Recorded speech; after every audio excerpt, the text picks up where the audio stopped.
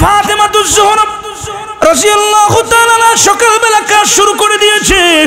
আলী মসজিদে নববী থেকে যখন ঘরের মধ্যে ফিরে এসেছে, বাড়ির মধ্যে ফিরে এসে দেখে যে জায়নামাজের মধ্যে প্রতিদিন বসে বসে ফাতেমা ইবাদত করত, আজকে ফাতেমাকে ওই জায়নামাজের মধ্যে দেখা যায় না।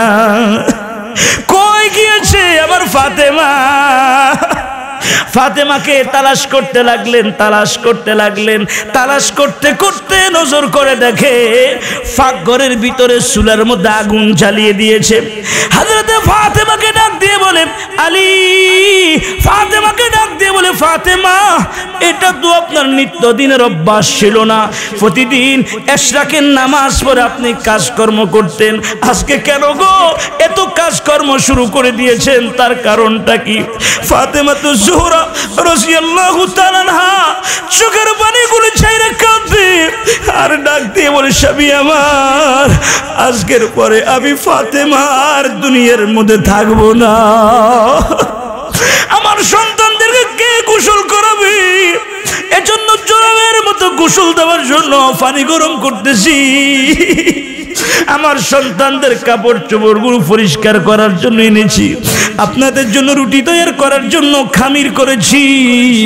আলী কাররামাল্লাহু ওয়াজহু ডাক দিয়ে বলে ফাতেমা, পাগলামি করো না, কি হয়েছে সত্য করে কথাটা খুলে বলো। ফাতেমাতুজ জোহরা বলে স্বামী আমার, আমি যখন গত রাতে আপনার সাথে ঘুমাই, ঘুমের ঘরে স্বপ্নে দেখি আমার আব্বাজান মুহাম্মদুর রাসূলুল্লাহ সাল্লাল্লাহু আলাইহি ওয়াসাল্লাম তিনি আমার ঘরে তাশরীফ এনেছে। আব্বাজান আয়েশা কি জানি তালাশ করতেছে। আব্বাজানকে জিজ্ঞেস করলাম, বাবা আপনি কাকে তালাশ করতেছেন?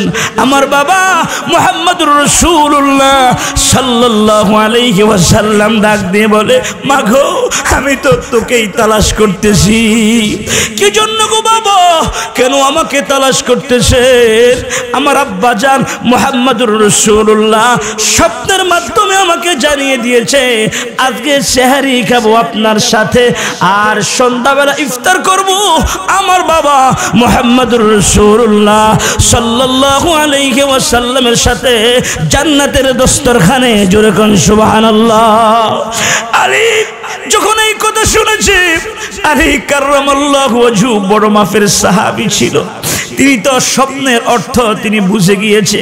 হযরত আলী স্বপ্নের কথা শুনে সব কাজকর্ম ফেলে দিয়ে তিনি বসে বসে বিনয়ে বিনয়ে চোখের পানি ছেড়ে হযরত আলী কান্দে। একদিকে ফাতেমা কান্দে আর একদিকে আলী কান্দে। হাসান হুসাইন একবার মায়ের কাছে আসে, আবার দৌড়াইয়া বাবার কাছে যায়। ছোট বাচ্চারা তো বুঝে না মা কি জন্য কাঁদে, বাবা কি জন্য কাঁদে, এরা তো বুঝে না। একবার দৌড়াইয়া মায়ের কাছে আসে, আবার দৌড়াইয়া বাবার কাছে যায়। মাও কিছু কয় না, বাবাও কিছু কয় না। এমন করতে করতে দুপুর বেলা হয়ে গিয়েছে। জোহরের নামাজ পড়ে ফাতেমাতুজ জোহরা রাদিয়াল্লাহু তাআলা আনহা বিছানার মধ্যে শুয়ে গিয়েছে। শরীরের মধ্যে এত জ্বর এসেছে, শোয়া থেকে তিনি আর উঠতে পারতেছে না। হযরত ফাতেমা ডাক দিয়ে বলে হাসান রে বাবা হুসাইন, তোমার আব্বাজানকে বলে একটু আমার কথা শোনার জন্য। হাসান হোসেন দৌড়াইয়া আলী কাররামাল্লাহু ওয়াজহুর কাছে এসে ডাক দিয়ে বলে বাবা গো, ও বাবা, মা আপনাকে ডাকতেছে। হযরত আলী ফাতেমাতুজ জোহরা রাদিয়াল্লাহু তাআলা আনহার কাছে যখন গেলেন, ফাতেমাতুজ জোহরা ডাক দিয়ে বলে স্বামী আমার, হাতটাকে একটু বের করে দেন। আলী যখন হাতটা বের করে দিয়েছে, হযরত ফাতেমা স্বামীর হাতটা চেপে ধরলেন। স্বামীর হাতটা চেপে ধরে ডাক দিয়ে বলে স্বামী,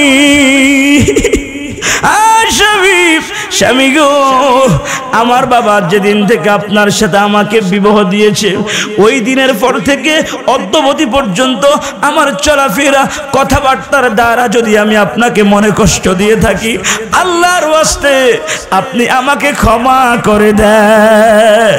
স্বামী, স্বামী, স্বামী গো, আপনি যদি আমাকে ক্ষমা না করেন, কিয়ামতের দিন কোটি কোটি মানুষের সামনে আমার বাবা মুহাম্মদুর রাসূলুল্লাহ সাল্লাল্লাহু আলাইহি ওয়াসাল্লাম লজ্জিত হয়ে যাবে। এই কথা শোনার সাথে সাথে আলী কাঁদে। ফাতেমা ডাক দিয়ে বলে, স্বামী, এক নাম্বার ওসিয়ত, আপনি আমাকে ক্ষমা করে দেন, আমার সন্তানগুলো আপনার হাতে তুলে দিলাম। দ্বিতীয় নাম্বার, সন্ধ্যার আগে আগে যদি আমার মরণ হয়, রাত্রের মধ্যে আমাকে দাফন করে কবরের মধ্যে মাদফুন করবেন। একটা ওসিয়ত করে যাই গো স্বামী, আমার মৃত্যুর খবর মদিনার কোনো মানুষকে আপনি জানাবেন না। হযরত আলী কান্দে আর ডাক দিয়ে বলে, ফাতেমা, এটা আমার কেমন কথা? তোমার মরণের কথা কাউকে জানাতে নিষেধ করছো, তার কারণ কি? তোমার মৃত্যুর খবর যদি মদিনাবাসী শুনে, তোমার জানাজার মধ্যে এত বেশি মানুষ হাজির হবে। মুহাম্মদুর রাসূলুল্লাহর মেয়ে আলী কাররামাল্লাহু ওয়াজহুর স্ত্রী হাসান হুসাইনের আম্মা জান, জান্নাতের রমণীদের সরদারনি সাইয়্যিদাতুন নিসা হযরতে ফাতেমাতুজ জোহরা রাদিয়াল্লাহু তাআলা আনহা, তোমার ইন্তেকালের খবর শুনলে মদিনার মানুষেরা চাপিয়ে পড়বে তোমার জানাজা অংশগ্রহণ করার জন্য। ফাতেমাতুজ জোহরা বলে, আমিও জানি, তবে আমি চাই না আমার মৃত্যুর পরে পর্দা যেন লঙ্ঘন হয়। ও জাফরগঞ্জ এলাকার আম্মা জানেরা, ও দেবিদ্যা এলাকার আম্মা জানেরা, তোমাদের মতো মা ছিল হযরত ফাতেমাতুজ জোহরা রাদিয়াল্লাহু তাআলা আনহা। তিনি ডাক দিয়ে বলে, মৃত্যুর পরে মানুষকে খবর দিবেন না, আপনি হাসান হুসাইনকে লইয়া আমাকে দাফন করে ফেলবেন। তার কারণ হলো, মানুষ যদি বেশি হয়, আমাকে যখন খাটের মধ্যে রাখবে, মদিনার লোকেরা সমালোচনা করবে, মুহাম্মদুর রাসূলুল্লাহর মেয়ে মৃত্যুর আগে কত লম্বা ছিল, কতটুকু মোটা ছিল, নাকি খাটো ছিল, নাকি চিকন ছিল। আমি চাই না গো স্বামী, আমার মৃত্যুর পরে সাহাবীরা সমালোচনা করুক, এটা আমি চাই না। এর জন্য ওসিয়ত করলাম, আমার মৃত্যুর সাথে সাথে রাত্রের মধ্যে আমাকে দাফন করে ফেলবে। কেমন মহিয়সী নারী! আল্লাহ রাব্বুল আলামিন কুরআনুল কারীমের সূরাতুল আম্বিয়া 35 নম্বর আয়াতের মধ্যে আল্লাহ তাআলা ঘোষণা করে দিয়েছেন, কুল্লু নাফসিন যায়িকাতুল মাউত, সমস্ত প্রাণীকে মৃত্যুর স্বাদ আস্বাদন করতে হবে। ধনী বলো আর গরিব বলো, লম্বা বলো আর খাটো বলো, সুন্দর বলো আর কালো বলো, আল্লাহ পাকের হুকুম যখন হয়ে যাবে, মালাকুল মাউত আজরাইল আলাইহিস সালাম সে আমাদের রূহ কবজ করে নিয়ে যাবে। কথা বলেন ঠিক কিনা? মুরব্বি বাবাজিরা, আমার কলিজার টুকরা নওজোয়ান তরুণ যুবক ভাইয়েরা, আমি আর আপনি তো দূরের কথা, আল্লাহ রাব্বুল আলামিন আমার আপনার নবী হাবিবে কিবরিয়া আশরাফুল আম্বিয়া মুহাম্মদুর রাসূলুল্লাহ সাল্লাল্লাহু আলাইহি ওয়াসাল্লামকে আল্লাহ তাআলা দুনিয়ার মধ্যে রাখেন নাই। সহিহ বুখারীর বর্ণনা, আম্মা জান হযরত আয়েশা সিদ্দিকা রাদিয়াল্লাহু তাআলা আনহা তিনি বর্ণনা করেছেন, আল্লাহর হাবিবের ইন্তেকালের পূর্ব মুহূর্তে শরীরের মধ্যে প্রচন্ড জ্বর, বুকের মধ্যে নবীজি দারুণ ব্যথা অনুভব করতে লাগলেন। এত প্রচন্ড জ্বর, মায়ার নবী রহমাতুল লিল আলামিন তিনি আর দাঁড়িয়ে থাকতে পারছে না। আম্মা জান আয়েশা সিদ্দিকা বলে, আমি রাসূলের জন্য বিছানা ঠিক করে দিলাম, মায়ার নবীকে শোয়াই দিলাম, আল্লাহর হাবিবকে শোয়াইয়া শরীরের মধ্যে একটা চাদর দিয়ে রাসূলুল্লাহকে ঢেকে দিলাম। কিন্তু আমি আশ্চর্য হয়ে গেলাম, আল্লাহর হাবিব চাদর মোবারকের ভিতরে একবার হাতটাকে লম্বা করে আবার হাতটাকে গুছিয়ে নেয়, একবার পাও মুবারক লম্বা করে আবার পাওটাকে গুছিয়ে নেয়। আম্মা জান হযরত আয়েশা সিদ্দিকা রাদিয়াল্লাহু তাআলা আনহা তিনি বর্ণনা করেছেন, আমি আশ্চর্য হয়ে গেলাম রাসূল কেন এমন করতেছে, তার কারণটা কি?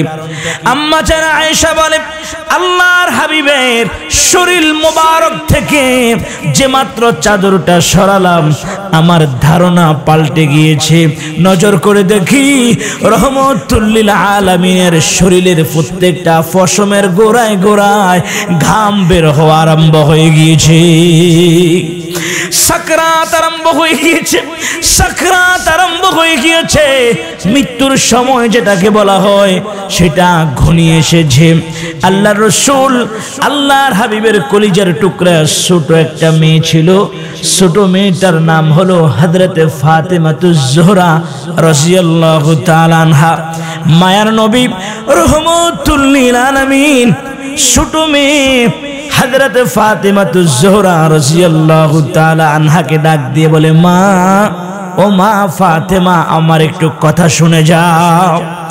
বাবার কণ্ঠের আওয়াজ শুনে হযরতে ফাতেমাতুজ জোহরা রাদিয়াল্লাহু তাআলা আনহা মায়ের নবী রহমাতুল লিল আলামিনের কাছে যখন এসেছে, আল্লাহর হাবিবের কাছে আসার সঙ্গে সঙ্গে আল্লাহর নবী ডাক দিয়ে বলে, মা গো, ও মা, ঘরের বাহির থেকে কে জানি বারবার সালাম দেয়, ভিতরে আসার জন্য অনুমতি চায়।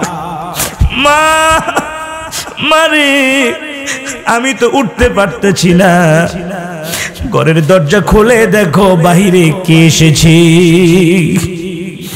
আল্লাহ রাব্বুল আলামিন মালাকুল মউত আজরাইল আলাইহিস সালামকে সম্বোধন করে ডাক দিয়ে বলে, আরে মালাকুল মউত,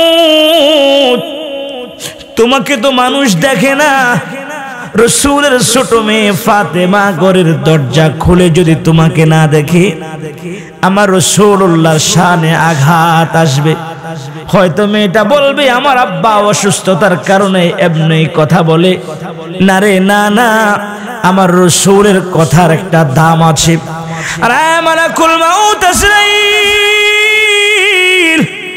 তুমি তোমার সুরত নিয়ে দরজার সামনে দাঁড়িয়ে যাও। হযরতে ফাতেমাতুজ জোহরা রাদিয়াল্লাহু তাআলা আনহা ঘরের দরজা খুললে যেন তোমাকে দেখতে পায়। হযরতে ফাতেমাতুজ জোহরা রাদিয়াল্লাহু তাআলা আনহা ঘরের দরজা খুললেন। আল্লাহ পাকের হুকুমে মালাকুল মউত আজরাইল আলাইহিস সালাম তার সুরত নিয়ে রাসূলুল্লাহর ঘরের দরজার সামনে দাঁড়িয়ে গিয়েছে। মায়ার নবী রহমাতুল লিল আলামিনের ঘরের দরজার সামনে যখন দাঁড়িয়েছে, হযরতে ফাতেমাতুজ জোহরা রাদিয়াল্লাহু তাআলা আনহা দেখে আশ্চর্য হয়ে গেলেন।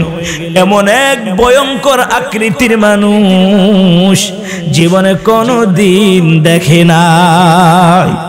হযরতে ফাতেমাতুজ জোহরা রাদিয়াল্লাহু তাআলা আনহা আল্লাহর হাবিবকে ডাক দিয়ে বলে, বাবা, ও বাবা, বাবা গো, মক্কা নগরীতে কত মানুষ দেখেছি, মদিনাতুল মুনাওয়ারার মধ্যে কত মানুষ দেখেছি, আজকে আমাদের ঘরের সামনে এমন একজন মেহমান এসেছে যার চেহারার সঙ্গে মক্কা নগরীর মানুষের চেহারার কোনো মিল নাই, যার চেহারার সঙ্গে মদিনার মানুষের চেহারার কোনো মিল নাই।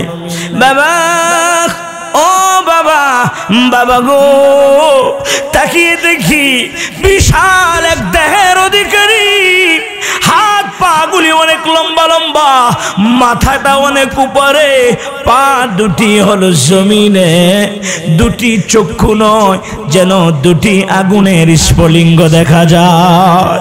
বাবা, এমন ভয়ঙ্কর মানুষ আমি আমার জীবনে আর কখনো দেখি নাই। আমার রাসূল ডাক দিয়ে বলে, মারে, ও মা ফাতেমা, আজকে আমাদের ঘরের দরজার সামনে যিনি এসেছে তিনি মক্কা মদিনার কোনো লোক নয় যে মক্কা মদিনার মানুষের চেহারার সঙ্গে তার চেহারার মিল থাকবে। মারে আজকে যিনি আমাদের ঘরের দরজার সামনে এসেছে তার নাম হলো হাদা মালাকুল মাউত। তার নাম হলো মালাকুল মাউত আজরাইল। যে মানুষের সাথকে চিরদিনের জন্য ধ্বংস করে দেয়, মায়ের সামনে থেকে সন্তানের রূহটা নিয়ে মায়ের কোলটাকে জনমের মতো খালি করে দেয়। মালাকুল মাউত আজরাইল বাবার সামনে থেকে সন্তানের রূহটা নিয়ে যায়, আবার সন্তানের সামনে থেকে বাবার রূহটা নিয়ে সন্তানগুলাকে জনমের মতো এতিম বানিয়ে দেয়। মাগো এই হলো মালাকুল মাউত আজরাইল আলাইহিস সালাম, যে মানুষের সাথকে চিরদিনের জন্য ধ্বংস করে দেয়। হাদা হাদিমিল লাদ্দাতিল মাউত। হযরত ফাতেমা ডাক দিয়ে বলে, বাবা ও বাবা, বাবা গো তুমি তো জানো আমার জনম দুঃখিনী মা নাই,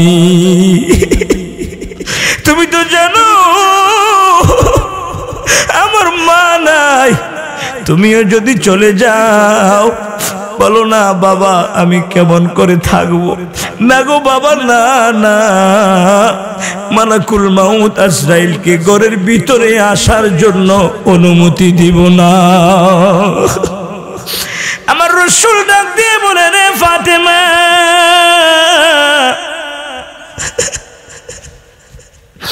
মালাকুল মাউত আজরাইল আলাইহিস সালাম কারো ঘরে ঢোকার জন্য অনুমতির প্রয়োজন হয় না, পারমিশনের প্রয়োজন হয় না। বিনা অনুমতিতে ঘরের ভিতরে ঢোকার অধিকার রাখে। মাগো আজকে যে মালাকুল মাউত আজরাইল আলাইহিস সালাম অনুমতি চায়, এটা হলো তোমার বাবা মুহাম্মদুর রাসূলুল্লাহর সম্মান। জোরে কোন সুবহানাল্লাহ। মা অনুমতি দিয়ে দাও। অনুমতি যদি না দাও গো, বিনা অনুমতিতেও আজরাইল ঘরের ভিতরে ঢোকার অধিকার রাখে। অনুমতি দেওয়া হলো। মালাকুল মাউত আজরাইল মায়ের নবী রাহমাতুল লিল আলামিনের হুজরার মধ্যে তাশরীফ আনলেন। আমার রাসূলকে সালাম দে আর ডাক দিয়ে বলি, ইয়া রাসূলুল্লাহ, ইয়া হাবিবাল্লাহ, আল্লাহ রাব্বুল আলামিন আমাকে আপনার কাছে পাঠিয়েছে। আপনি যদি অনুমতি দেন এই মুহূর্তে আপনার জান কবজ করে নিয়ে যাব, আপনার রূহটা কবজ করে নিয়ে যাব। আপনি যদি অনুমতি দেন তাহলে নিয়ে যাব, আর অনুমতি যদি না দেন খালি হাতে ফিরে যাব। যদি থাকতে চান রেখে যাব, আর যদি চলে যেতে চান তাহলে নিয়ে যাব। আমার রাসূল ডাক দিয়ে বলেন, মালাকুল মাউত আজরাইল একটু অপেক্ষা কর, অপেক্ষা কর। থাকবো কি থাকবো না, যাব কি যাব না, হাত্তা ইয়াতিয়ানি জিবরাইল, হযরত জিবরাইল আলাইহিস সালাম আসার আগ পর্যন্ত একটু অপেক্ষা করো। মালাকুল মাউত আজরাইল আলাইহিস সালামকে বসে রাখলেন। এমনি সময় নজর করে দেখে হযরত জিবরাইল আলাইহিস সালাম মায়ার নবী রাহমাতুল লিল আলামিনের কাছে এসে হাজির হয়ে গিয়েছে। জোরে কোন সুবহানাল্লাহ। আমার রাসূল ডাক দিয়ে বলেন, জিবরাইল তাকিয়ে দেখো, মালাকুল মাউত আজরাইল এসেছে। আমাকে বলে থাকতে চাইলে রেখে যাবে, চলে যেতে চাইলে নাকি নিয়ে যাবে। জিবরাইল আমি তোমার কাছে জানতে চাই, জমিনের মধ্যে থাকলে কি আমার আল্লাহ খুশি, নাকি এই মুহূর্তে চলে গেলে আমার আল্লাহ বড় খুশি? হযরত জিবরাইল আমার রাসূলকে ডাক দিয়ে বলি, ইয়া রাসূলুল্লাহ, ইয়া হাবিবাল্লাহ, ওগো নবীজি, আল্লাহর দ্বীনের জন্য জমিনে অনেক কষ্ট করেছেন, তাইফে রক্ত দিয়েছেন, উহুদে দান মোবারক শহীদ করেছেন, মক্কার কাফেররা, মক্কার মুশরিকেরা আপনাকে কত কষ্ট দিয়েছে। আল্লাহ রাব্বুল আলামিন আপনাকে আর দুনিয়ার মধ্যে কষ্ট দিতে চায় না। এই মুহূর্তে চলে গেলে আল্লাহ তাআলা বড় খুশি হয়। জোরে কোন সুবহানাল্লাহ। এই কথা বলে জিবরাইল কুরআনুল কারীমের একটা আয়াত শুনিয়ে দিলেন, ইন্নাকা মাইয়িতুন ওয়া ইন্নাহুম মাইয়িতুন, ইন্নাকা মাইয়িতুন ওয়া ইন্নাহুম মাইয়িতুন। যখনই আয়াতটা বলেছে তাকে রহমাতুল লিল আলামিন মায়ার নবী চোখের পানি ছেড়ে দিয়ে নবী অঝরদার কান্না আরম্ভ করে দিয়েছে। আমার নবীর চোখের পানি দেখে হযরত জিবরাইল ডাক দিয়ে বলে, ইয়া রাসূলুল্লাহ, ইয়া হাবিবাল্লাহ, ওগো নবীজি, এই দুনিয়া থেকে আপনি চলে যাবেন এর জন্য বুঝি কাঁদেন? আমার রাসূল বলে, না রে জিবরাইল, না না, এই জন্য আমি কাঁদি না। তাহলে কার জন্য কাঁদেন? আপনার ছোট মেয়ে ফাতেমাকে বড় আদর করেন, বড় ভালোবাসেন, ফাতেমার কথা মনে পড়ছে কিনা? ফাতেমার জন্য কাঁদেন নাকি? ওগো নবীজি, ফাতেমার জন্য আপনাকে কাঁদতে হবে না। আল্লাহ রাব্বুল আলামিন না আপনার মাধ্যমে জানিয়ে দিয়েছে, ওয়া ফাতিমাতু সাইয়্যিদাতু নিসাই আহলিল জান্নাহ। আপনার কলিজার টুকরা কন্যা হযরত ফাতিমাতুজ জোহরা রাদিয়াল্লাহু তাআলা আনহাকে মহান আল্লাহ রাব্বুল আলামিন জান্নাতের রমণীদের সরদারনি বানিয়ে দিবে। জোরে কোন সুবহানাল্লাহ। আমার রাসূল ডাক দিবেন, আরে জিবরাইল, না না, আমি আমার মেয়ে ফাতেমার জন্য কাঁদি না। তাহলে গো রাসূল কার জন্য কাঁদেন? হাসান হুসাইনের জন্য কাঁদেন নাকি? হাসান হুসাইন কিনা আপনি বড় ভালোবাসেন। আল্লাহ রাব্বুল আলামিন হাসান হুসাইনের ব্যাপারে আপনাকে জানিয়ে দিয়েছে, আল হাসান ওয়াল হুসাইন সাইয়্যিদা শাবাবি আহলিল জান্নাহ। আপনার আদরের দুই নাতি হযরত হাসান আর হুসাইনকে মহান আল্লাহ রাব্বুল আলামিন জান্নাতের যুবকদের সরদার বানিয়ে দিবে। জোরে কোন সুবহানাল্লাহ। আমার রাসূল চোখের পানি ছেড়ে বিনয়ে বিনয়ে কান্দে, এমন ভাবে নবী আমার কান্দে আর ডাক দিয়ে বলে, না রে জিবরাইল, না না, আমি আমার নাতিদের জন্য কাঁদি না। তাহলে গো নবী কার জন্য কাঁদি? আমার নবী কান্দে, ডাক দিয়ে বলে, জিবরাইল, আমি কান্দি রে আমার গুনাহগার উম্মতের জন্য। আমাদের জন্য নবী কান্দে। আমার নবী কাঁদে আর ডাক দিয়ে বলে, জিবরাইল রে, আমি যদি চলে যাই আমার উম্মতের কি অবস্থা হবে?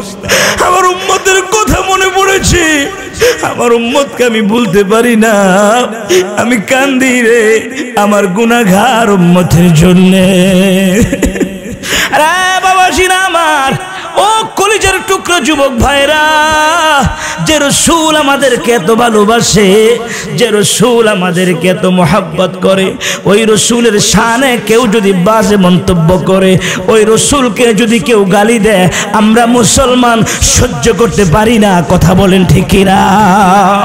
মাঝে মধ্যে দেখা যায় কুখ্যাত নাস্তিক আর মুরতাদেরা মুহাম্মদুর রাসূলুল্লাহর শানে বেয়াদবি করে, আল্লাহর হাবিবের সুমহান চরিত্র নিয়ে লেখালেখি করে, রাসূলুল্লাহর শানে বেয়াদবি করে। আমরা যারা রাসূলকে কলিজা দিয়ে ভালোবাসি, রাসূল উম্মতকে ভালোবাসে, রাসূলের আশিক পাগলেরা রাসূলের অপমান সহ্য করতে পারে না। কি বলেন ঠিক কিনা ভাইরা?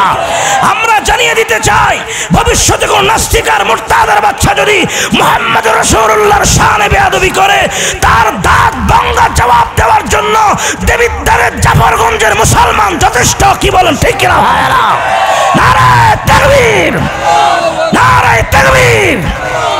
আল্লাহ যেন আমাদের সবাইকে মর্দে মুজাহিদ হিসেবে কবুল করে, বলুন আমিন। মুহতারাম হাজিরিন, রাসূলুল্লাহর ভালোবাসার নাম ঈমান। মায়ার নবী উম্মতের জন্য কেঁদেছে। রওজা মুবারকে হায়াতুন নবী, জিন্দা নবী উম্মতের জন্য কাঁদে। হাসরের ময়দানে মাকামে মাহমুদের মধ্যে সেজদা দিয়ে রাসূল উম্মতের জন্য কাঁদবে। আল্লাহর হাবিব অনুমতি দিয়ে দিলেন, আরে আজরাইল আমার রূহ কবজ করো, অনুমতি দিয়ে দিলেন। হাদিস শরীফের মধ্যে এসেছে মালাকুল মউত আজরাইল রহমতুল লিল আলামিনের সিনার মধ্যে যখন তার হাতটা রাখলেন, আমার রাসূল ডাক দিয়ে বলেন, আরে আজরাইল তুমি কি করতেছো, কি করতেছো? আমার মন বলে রে আসমান জমিন পুরাটা যেন তুমি আমার কলিজার মধ্যে রেখে চাপ দিচ্ছ। মালাকুল মউত আজরাইল ডাক দিয়ে বলে, ইয়া রাসূলুল্লাহ, ইয়া হাবিবাল্লাহ, ওগো নবীজি, আমি আদম আলাইহিস সালাম থেকে শুরু করে আদমের সন্তান হাবিল থেকে শুরু করে অদ্যাবধি পর্যন্ত যত মানুষের রূহ কবজ করেছি, আপনার রূহটা আজকে যত সহজে আরামদায়ক ভাবে কবজ করতেছি, এত আরামে অতীতে কারো রূহ কবজ করি না। ভবিষ্যতে এত আরামে কবজ করা হবে না। আমার রাসূল সঙ্গে সঙ্গে কেঁদে দিলেন আর ডাক দিয়ে বলে, আরে মালাকুল মউত আজরাইল, যত কষ্ট দেওয়ার আমাকে দাও, আমাকে দাও, আমার উম্মতকে মৃত্যুর সময় কষ্ট দিও না। আমার রাসূল আবার কাঁদতে লাগলেন। উম্মতের জন্য যখন কাঁদে, আমার আল্লাহ ডাক দিয়ে বলে, জিবরাইল আমার বন্ধুকে জানিয়ে দাও, আমার বন্ধুর উম্মতদেরকে বলে দেওয়ার জন্য যারা 5 ওয়াক্ত নামাজ পড়বে, 5 ওয়াক্ত নামাজের ফরজ নামাজের পরে যে ব্যক্তি আয়াতুল কুরসি পাঠ করবে, আল্লাহু লা ইলাহা ইল্লা হুয়াল হাইয়ুল কাইয়ুম, যে ব্যক্তি আয়াতুল কুরসি পাঠ করবে তার যখন মৃত্যুর সময় হয়ে যাবে, আল্লাহ রাব্বুল আলামিন জানিয়ে দিলেন, মায়ের কোলের শিশু দুধ খেতে খেতে যেমন ভাবে শিশুটা মায়ের কোলে ঘুমিয়ে যায়, আল্লাহর যে সকল বান্দারা, আল্লাহর যে সকল বান্দিরা 5 ওয়াক্ত নামাজের পরে আয়াতুল কুরসি রীতিমতো পাঠ করবে, সব সময় যারা নিয়ম অনুযায়ী আমল করবে, আল্লাহর হাবিব জানিয়ে দিয়েছে আল্লাহ তাআলা তার মৃত্যুটাও সহজ ভাবে করে দিবে। জোরে কোন সুবহানাল্লাহ। মাইদুর মজবুর হো আই সৈয়দ আলম, মজদুর হো মজবুর হো আই সৈয়দ আলম, दीदार दिखाते नहीं आवाज सुना दो, दीदार दिखाते नहीं आवाज सुना दो, मैं सूरत यूसुफ को नहीं चाहने वाला, मैं सूरत यूसुफ को नहीं चाहने वाला, मैं कोई इसके मानंद नहीं आशिक लैला, मैं कोई इसके मानंद नहीं आशिक लैला, मैं आशिक मौला हूँ मेरा इश्क दीवाना,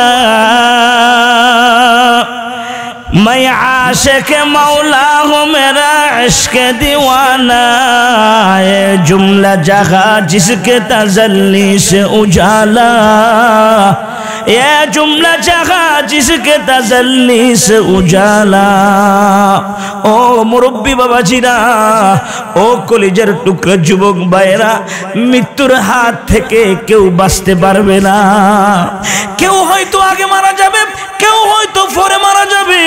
আল্লাহ রাব্বুল আলামিন আয়াতের মাধ্যমে জানিয়ে দিয়েছেন, কুল্লু নাফসিন যায়িকাতুল মাউত, সকল প্রাণীকে মৃত্যুর স্বাদ আস্বাদন করতে হবে।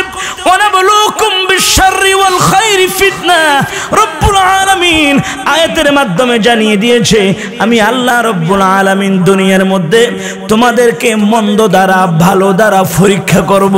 অচিরেই তোমরা আবার ওয়া ইলাইনা তুরজাউন, অচিরেই তোমরা আবার আমি মাবুদের নিকট ফিরে আসবে। ও অর্ডার কার? জোরে বলেন কার? তাহলে আয়াতের মাধ্যমে বোঝা যায় আল্লাহ তাআলা দুনিয়ার মধ্যে আমাদেরকে কখনো মন্দ দ্বারা পরীক্ষা করবে, আবার কখনো ভালো দ্বারা পরীক্ষা করবে। আমরা আল্লাহকে কতটুকু ভালোবাসি, রসুলকে কতটুকু ভালোবাসি, কথা বলেন ঠিক কি না?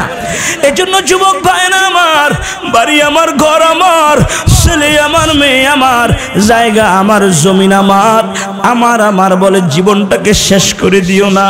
পরকাল যে একটা আছে, আখিরাত যে আছে, আল্লাহর কাছে যে হিসাব দিতে হবে, কবরের মধ্যে যে থাকতে হবে, এই চিন্তা প্রত্যেক মুসলমানের করা দরকার আছে না নাই? আমার রাসূল বলেন, আল কবরু রাউযাতুম মির রিয়াজিল জান্নাহ আও হুফরাতুম মিন হুফারিন নার। রাসূল বলেন, আমার উম্মতেরা, কবর ইমানদার মুমিন যারা গো, ইমানদারের জন্য কবরটা জান্নাতের একটা টুকরা হবে। বেঈমান মুনাফিক যারা গো, বেঈমান মুনাফিকের জন্য কবরটা জাহান্নামের একটা গর্ত হবে। তাদেরকে যখন বেঈমান মুনাফিককে যখন কবরের মধ্যে রাখবে, কবরের দুই দিকের মাটি এত জোরে চাপ দিবে মুর্দারকে, একটা হাড় আর একটা হাড়ের ভিতরে ঢুকে হাড়গুলি মোট করে ভেঙে চুরমার হয়ে যাবে। 99টা সাপের গর্ত হয়ে যাবে। এমন ভাবে বেনামাসিকে সাপ দংশন করবে, একটা দংশনের সাথে সাথে মাটির তলে ঢুকে যাবে, আবার উঠাবে, আবার দংশন করবে। এমন ভাবে কবরের মধ্যে বেঈমান মুনাফিক বেনামাসিদেরকে শাস্তি দেওয়া হবে। আল্লাহ আমাদের সবাইকে মাফ করে দাও, বলুন আমিন। আল্লাহ আমাদের সকলের জন্য কবরের আযাবকে হারাম করে দাও, বলুন আমিন। মুরব্বি বাবাজিরা, কলেজের টুকরা যুবক ভাইরা, আমার রাসূলের প্রথম স্ত্রী যিনি ছিলেন, ওনার নাম হলো আম্মা জান খাদিজাতুল কুবরা রাদিয়াল্লাহু তাআলা আনহা। আম্মা জান খাদিজাতুল কুবরা মক্কার এক ধনাঢ্য পরিবারের মেয়ে, ব্যবসায়ী বাবার মেয়ে, খুয়াইলিদের কন্যা হযরত খাদিজাতুল কুবরা রাদিয়াল্লাহু তাআলা আনহা আমার রাসূলকে এত ভালোবাসতেন। বিবাহের পরে আমার রাসূল ও আম্মা জান খাদিজাকে এত আদর করতেন। কিতাবের মধ্যে লেখে, যতদিন আম্মা জান খাদিজাতুল কুবরা রাদিয়াল্লাহু তাআলা আনহা জীবিত ছিলেন, আমার রাসূল দ্বিতীয় কোনো বিবাহ শাদী করেন না। রা বাবাজিরা আমার, যিনি আমার রাসূলের কল্যাণ জীবনের পার্টনার, আম্মা জান খাদিজাতুল কুবরা রাদিয়াল্লাহু তাআলা আনহা একদিন ঘরের ভিতরে কবরের চিন্তা, মরণের চিন্তা যখন অন্তরের মধ্যে এসেছে, ঘরের ভিতরে চোখের পানি ছেড়ে ফুফিয়ে কান্না আরম্ভ করে দিয়েছে। এমন ভাবে তিনি কান্না করতে লাগলেন, পৃথিবীর কোন সন্তান মা বাবার চোখের পানি সহ্য করতে পারে না। আমার রাসূলের ছোট মেয়েটা হযরত ফাতেমাতুজ জোহরা রাদিয়াল্লাহু তাআলা আনহা মায়ের কাছে যাইয়া দেখে জনম দুঃখিনী মা ঘরের ভিতরে চোখের পানি ছেড়ে মা বিনায়া কান্দে। হযরত ফাতেমা ডাক দিয়ে বলে, মাগো কেন তুমি চোখের পানি ছেড়ে কান্দো? তোমার কান্নার কারণ কি? কেন গো মা হঠাৎ করে তুমি কান্না করছো? আম্মা জান খাদিজাতুল কুবরা কোনো কথা কয় না। হযরত ফাতেমা মায়ের চোখের পানি সহ্য করতে পারে না, দৌড়াই আমার রাসূলের তালাশে বের হয়ে গিয়েছে। যেতে যেতে অনেক দূর যাওয়ার পরে আমার রাসূলের দেখা পেয়েছে। হযরত ফাতেমা বাবাকে জড়িয়ে ধরলেন, জড়িয়ে ধরে ডাক দিয়ে বলে, বাবা, ও বাবা, বাবা জানি ঘরের ভিতরে জনম দুঃখিনী মা ঘরের ভিতরে ফুফিয়ে কান্দে। মাকে কত বুঝাইলাম, মা কান্না থামায় না। আমার রাসূল বলে চলো বাড়িতে চলো। হযরত ফাতেমাতুজ জোহরা রাদিয়াল্লাহু তাআলা আনহা মায়ের নবী রহমাতুল লিল আলামিনকে লইয়া বাড়ির দিকে রওনা। ঘরের মধ্যে যেয়ে দেখে হযরত খাদিজাতুল কুবরা রাদিয়াল্লাহু তাআলা আনহা চোখের পানিগুলা ছেড়ে ছেড়ে কান্দে। মুরব্বি বাবাজিরা, আজকের আলোচনা যদি মনোযোগ দিয়ে শুনো, আমার রাসূলের মহব্বতে চোখ দিয়ে যদি 2 ফোঁটা পানি বের হয়ে যায়, আমার আল্লাহ তাআলা এই ওসিলা আপনাকে আমাকে ক্ষমা করে দিতে পারে। বলেন পারে কিনা? ওয়াজ যদি মনোযোগ দিয়ে শুনেন, জীবনের সাথে যদি বাস্তবায়ন করতে পারেন, হতে পারে আজকের বয়ান আপনার জীবনের মোড় পরিবর্তন করে দেওয়ার জন্য যথেষ্ট। আমার রাসূল বলে, খাদিজা কেন গো আপনি ঘরের ভিতরে কান্না করেন? কান্না করার কারণটা কি? আপনার চোখের পানি আমি সহ্য পারি না, আপনার চোখের পানি আমি রাসূল সহ্য করতে পারি না। কি জন্য কাঁদেন? কান্নার কারণ কি? আম্মা জান খাদিজাতুল কুবরা রাদিয়াল্লাহু তাআলা আনহা রহমাতুল লিল আলামিনকে ডাক দিয়ে বলে, ইয়া রাসূলুল্লাহ, ইয়া হাবিবাল্লাহ, ওগো নবীজি, আপনি যখন সাহাবায়ে কিরামকে ওয়াজ করে শুনিয়েছেন কবরের আযাবের কথা, ওই কবরের ভিতরে মাটি মুর্দারকে চাপ দিবি, কারো কারো কবর জাহান্নামের গর্ত হয়ে যাবে। ওই কবরের কথা যখন আমার মনে পড়েছি, কবরের চিন্তা আমি খাদিজাতুল কুবরা বেকারার হয়ে যাচ্ছি। ওই অন্ধকার কবরে একা একা কেমন করে থাকবো?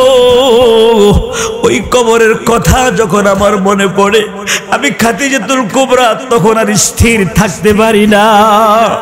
ইয়া রাসূলুল্লাহ, ওয়াদা দিলাম আপনাকে, কথা দিলাম গো, আপনি যদি আমার সাথে 4টা ওয়াদা দিতে পারেন, আমি খাদিজা আর কোনোদিন কবরের ভয়ে মরণের চিন্তা আমি আর কাঁদবো না। আমার রাসূল বলে, বল আম্মা জান খাদিজাতুল কুবরা রাদিয়াল্লাহু তাআলা আনহা রহমাতুল লিল আলামিনকে ডাক দিয়ে বলে, ইয়া রাসূলুল্লাহ, ইয়া হাবিবাল্লাহ, আপনার থেকে বয়সের চাইতে আমি ভারী, আপনার থেকে বয়সে আমি বড়, আমি যদি আপনার আগে ইন্তেকাল করি গো, ইয়া রাসূলুল্লাহ, ইয়া হাবিবাল্লাহ, ওগো নবীজি, আমাকে যখন গোসল দেওয়া হবে, গোসল দেওয়ার পরে আমার কাফনের মধ্যে আপনার একটা পুরাতন চাদর দিয়ে দিয়ে। দ্বিতীয় নাম্বার শর্ত হলো আমার জানাজার ইমামতি করবেন। 3 নাম্বার আপনি নিজ হাতে আমাকে কবরের মধ্যে রাখবেন। 4 নাম্বার শর্ত হলো মাটি চাপা দেওয়ার পরে সবাই যখন চলে যাবে, আপনি রাসূল কিছুক্ষণ আমার কবরের পাশে দাঁড়িয়ে থাকবেন, কবর পাশ থেকে আপনি যাবেন না। আমার রাসূল ডাক দিয়ে বলেন, আরে খাদিজা, তুমি হলো মক্কার শ্রেষ্ঠ ধনী, খোয়াইলিদের একমাত্র কন্যা। ইসলাম গ্রহণ করার পরে তোমার সকল ধন সম্পদগুলি আল্লাহর রাস্তা ওয়াকাতরে দান করে দিয়েছো, বিলীন করে দিয়েছো। আরে খাদিজা, তুমি ওসিয়ত করেছো তোমার ইন্তেকালের পরে তোমার কাফনের সাথে যেন একটা চাদর দেওয়া হয়। কেন গো একটা পুরাতন চাদর দিব? মক্কার বাজারে সাদা মার্কিন কাফনের কাপড়ের অভাব আছে কিনা? আম্মা জান খাদিজাতুল কুবরা রাদিয়াল্লাহু তাআলা আনহা আমার রাসূলকে ডাক দিয়ে বলেন, ইয়া রাসূলুল্লাহ, ইয়া হাবিবাল্লাহ, ওগো নবীজি, আমিও জানি মক্কার বাজারে সাদা মার্কিন কাফনের কাপড়ের কোনো অভাব নাই, কিন্তু কি জন্য আপনার চাদর চেয়েছি জানেননি? যে চাদরটা রাসূলুল্লাহর শরীর মোবারকের মধ্যে লেগেছে, ওই চাদরটা যে যদি আমাকে পেছানো হয়, ওই চাদরটা যদি আমার কাফনের সাথে দেওয়া হয়, আমাকে যখন কবরের মধ্যে রাখা হবে, শুনেছি কবরের মাটি 2 দিক থেকে চাপ দিবে, আমাকে যখন কবরের মধ্যে রাখা হবে, রাসূলুল্লাহ সাল্লাল্লাহু আলাইহি ওয়াসাল্লামের চাদরের বরকতে কবরের মাটি আমার সাথে বেয়াদবি করবে না। আল্লাহু আকবার। কবরের আমার সাথে বেয়াদবি করবে না। এজন্য বলেছি আমার কাফনের সাথে আপনার একটা পুরাতন চাদর দেওয়ার জন্য। আমার রাসূল ডাকতে বলে, খাদিজা তোমার সকল শর্ত বুঝেছি, 4 নাম্বার যে শর্তটা দিয়েছ, তোমার ইন্তেকালের পরে তোমাকে নিজ হাতে কবরে রাখবো, মাটি চাপা দেওয়ার পরে সকল মানুষেরা যখন চলে যাবে আমি কি জন্য কিন্তু সময়ে দাঁড়ায় থাকবো, তার কারণটা কি? আম্মা জান খাদিজাতুল কুবরা বলে, ইয়া রাসূলুল্লাহ, ইয়া হাবিবাল্লাহ, ওগো নবীজি, তাকিয়ে দেখে জীর্ণ শীর্ণ দেহটা আমার, এই দেহ নিয়ে যখন কবরে রাখা হবে, শুনেছি কবরে মুনকার নাকির ফেরেশতারা সওয়াল করার জন্য আসবে। আমি অবলা এক নারী, ফেরেশতাদেরকে দেখে যদি ভয় পেয়ে যায়, আমি যদি সওয়ালের জবাব দিতে না পারি, ইয়া রাসূলুল্লাহ আপনি আমার কবরের পাশে দাঁড়িয়ে থাকবেন, আপনি উপর থেকে আমাকে তালিম তালকিনের ব্যবস্থা করে দিবেন। জোরে কোন সুবহানাল্লাহ।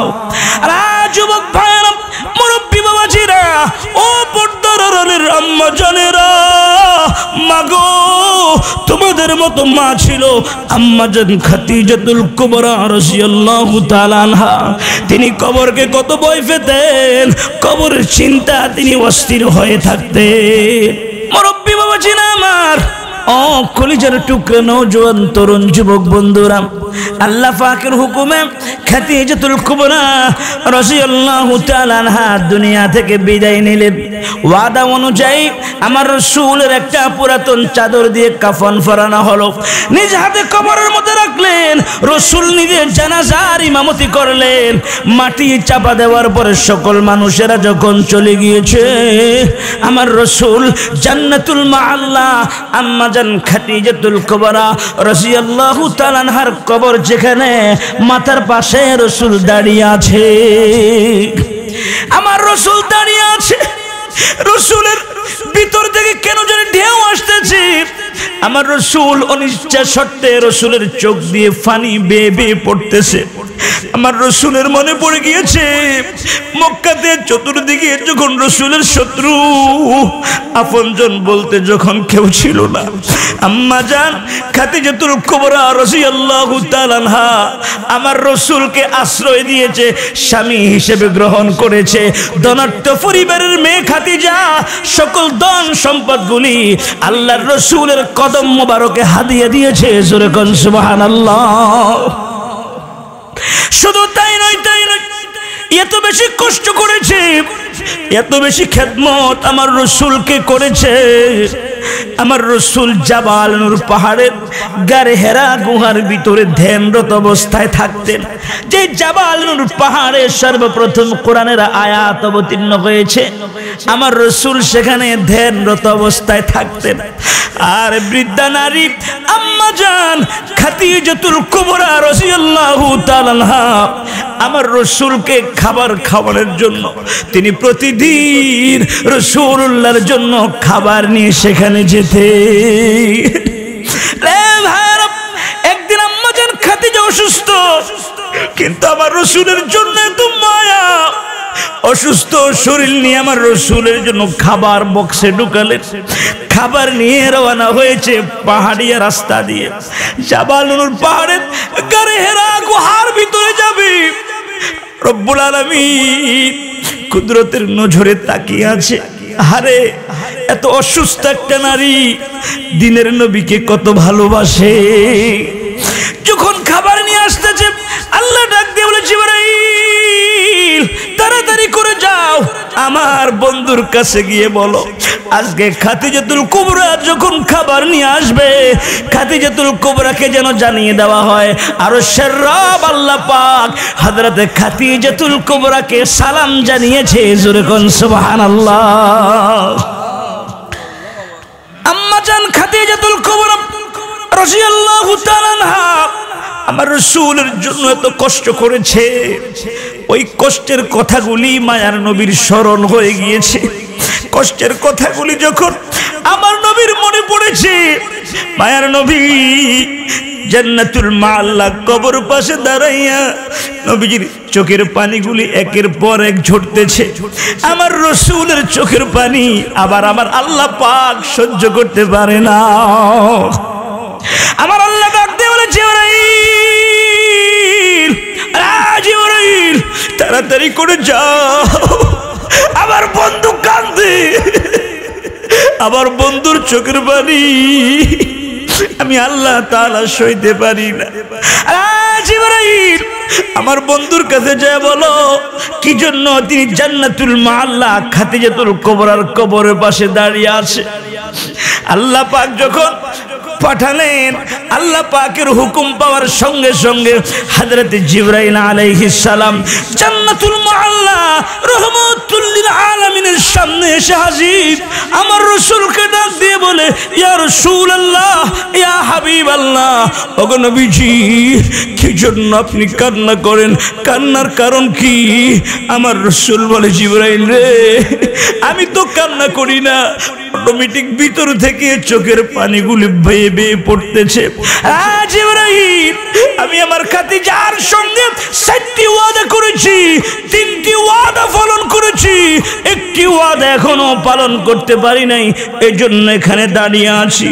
আমি খাদিজাকে ওয়াদা দিয়েছি, খাদিজাকে মাটি চাপা দেওয়ার পরে সবাই যখন চলে যাবে আমি দাঁড়িয়ে থাকবো, মুনকার নাকির ফেরেশতারা যখন সুয়াল করার জন্য আসবে, আমার খাদিজা যদি সুয়ালের জবাব দিতে না পারে আমি রাসূল উপর থেকে তালিমের ব্যবস্থা করে দিব।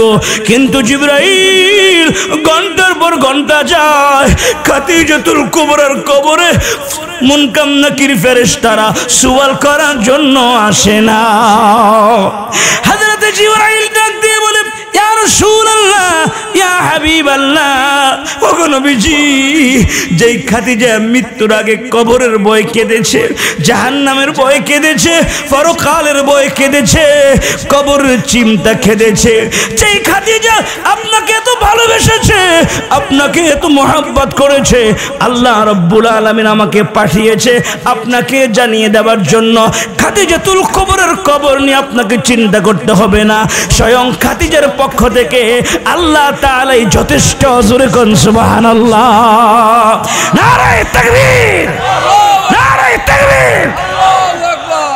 বাবাজিরা, ও পর্দার আড়ালের আম্মা জানেরা, ও কলিজার টুকরা যুবক ভাইয়েরা, ওনারা যদি ওনাদের কবরকে এত ভয় পায়, তোমার আমার কবরের কি অবস্থা হবে? তোমার আমার কবরের একটু চিন্তা করো। আজকে তোমার অনেক নাম, অনেক সুনাম, অনেক যশ, অনেক খ্যাতি। যুবক বন্ধু, তুমি কি দেখো না তোমার মতো কত যুবক মোটরসাইকেল অ্যাক্সিডেন্ট করে মারা যায়, কথা বলেন আসে না নাই? মুরব্বী বাবাজি আপনি কি দেখেন না আপনার মতো কত মুরব্বী, আপনার মতো কত বুড়া বাবা ঘুমের ঘরে স্ট্রোক করে দুনিয়া থেকে বিদায় হয়ে যায়। জাফরগঞ্জ এলাকার ভাইরা, ও দেবিদ্দার ভাইরা, একটু চিন্তা করো। আল্লাহ তোমাকে টাকা পয়সার মালিক বানিয়েছে, তোমার বাড়ি আছে, গাড়ি আছে, দালান আছে, ঘরের মধ্যে দামি দামি ফার্নিচার, ঘরের মধ্যে দামি দামি সোফা, সব কিছু আছে। তোমার যেই বিবি তোমাকে ছাড়া খাবার খায় না, তোমার যে কলিজার টুকরা সন্তানেরা তোমাকে বুকে জড়িয়ে ধরা ছাড়া ঘুমায় না, আল্লাহ না করুক তোমার দেওয়া টাকার কিনা খাটের মধ্যে স্বামী স্ত্রী দুইজন ঘুমাইলাম, হঠাৎ করে ঘুমের মধ্যে যখন স্ট্রোক করে মারা যায়, স্ট্রোক করে মারা যাওয়ার পরে বিবিটা স্বামীর সাথে আর একটা রাতও থাকে না। সমাজের মানুষকে বিবি ডাক দিয়ে বলে, ও সমাজের নেতারা, ও সমাজের মেম্বার চেয়ারম্যান কারা আছেন গো, ও এলাকার মুরব্বীরা, ও বাড়ির মুরব্বীরা, আমার স্বামী কিছুক্ষণ আগে স্ট্রোক করে মারা গিয়েছে, আপনারা দেখেন। সমাজের লোকেরা ঘরের ভিতরে আসবে, আসে দেখে মুখের মধ্যে ফেনা দেখা যাচ্ছে, স্ট্রোক করে মারা গিয়েছে। এত নিষ্ঠুর সমাজের মানুষ আপনার দেওয়া দামি খাট থেকে আপনাকে নামাইয়া ফ্লোরের মধ্যে শোয়া রাখে, কথা কোন ঠিক কিনা? আপনার ঘরের মধ্যে তুষকের অভাব নাই, জাজিমের অভাব নাই, কিন্তু এই শীতের মধ্যে পাতলা একটা বিছনা চাদর দিয়ে ফ্লোরের মধ্যে শোয়া রাখে সোজা কইরা, পাগুলি বেঁধে ফেলে, মুখটা বেঁধে ফেলে। এত নিষ্ঠুর মানুষ, মাথার মধ্যে একটা বালিশও দেয় না। বাবাজিরা আমার মনটাকে বুঝান, ওরে আমার পাষাণ মন, পাপী মন, দুষ্ট দুরাচার মন। বাড়ি আমার, ঘর আমার, ছেলে আমার, মেয়ে আমার, জায়গা আমার, জমিন আমার, আমার বলে যে জীবনটাকে শেষ করে দিচ্ছ। আল্লাহর জন্য কতটুকু কাজ করেছ, কবরের জন্য কি পরিমাণ সামান রেডি করেছ, আখিরাতের জন্য কি পরিমাণ ইবাদত বন্দেগী করেছ। যে বিবি স্বামীকে ছাড়া ঘুমায় না, ওই বিবি ডাক দিয়ে বলে তাড়াতাড়ি করে ঘর থেকে বিদায় করো। আমার ছোট ছোট মাসুম বাচ্চারা ভয় পায়, যে বাচ্চারা বাবাকে ছাড়া ঘুমায় না, বাবাকে জড়িয়ে ধরে, বাবার সাথে খেলা করে, বাবার হাত পাও শরীর সব ঠিক আছে, শুধুমাত্র দেহের মধ্যে রুহটা নাই। কথা বলেন ঠিক কিনা? বাবাজিরা, ও কলিজার টুকরো যুবক ভাইরা, এটার নাম হলো মরণ। মরার আগে মরিয়া দেখো, কেউ নাই, কেউ নাই। আল্লাহর জন্য যা করছো, আমল আখলাক যা করছো, এগুলাই তোমার আখিরাতের সামান হবে। দুনিয়ার মধ্যে যত নেতাগিরি দেখাও, যত বাহাদুরি দেখাও, আলেম উলামাদের সাথে যদি বেয়াদবি করো, আল্লাহ এবং তার রাসূলের শানে যদি বেয়াদবি করো, কবরের জগতে, হাসরের ময়দানে আল্লাহর সামনে দাঁড়াতে হবে। কথা বলেন ঠিক কিনা?